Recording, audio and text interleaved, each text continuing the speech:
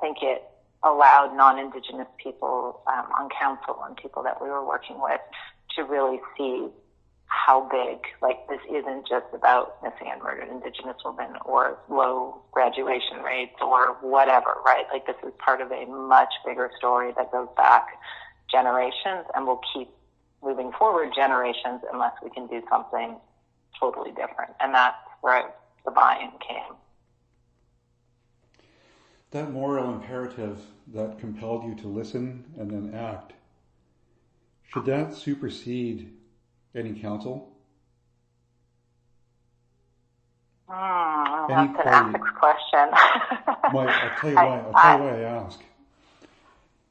Leading up to the election and just after, I pontificated in a newsletter I put out that my biggest fear was going to be that reconciliation would be seen as a vision thing. I'm sorry, say it again? That reconciliation would be seen as a vision priority, a vision thing, instead of a standalone moral obligation that any party should feel obligated to continue. What has been the most surprising to me over the 10 years we did the work, and I would say, I don't know, gratifying. I feel, again, like that's a bit clunky for the word I'm looking for, but like 100% of the votes on reconciliation work have been unanimous at council, and often profoundly unanimous, like not trivially, like people aren't just raising their hands, right? They were speaking and showing a depth of understanding and feeling that was, I think, again, as important as the vote that they were making. So I had very strongly felt that spoke to it not being just a vision thing. And there's only two returning members of council, so yeah, and it's just hard to know where people are coming from on it. I'd like to think, like, if the issue is that they didn't know, then that's a very solvable problem, right? It just involves some knowledge. If the issue is they don't care, or they think that reconciliation is about a ledger and how many dollars show up in that ledger,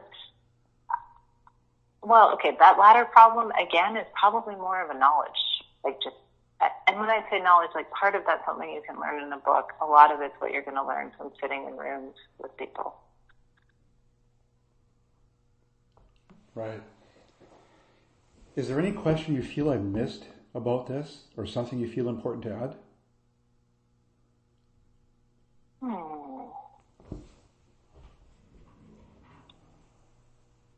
Yeah, well, I'm just trying to think. I'm just rolling it around in my head.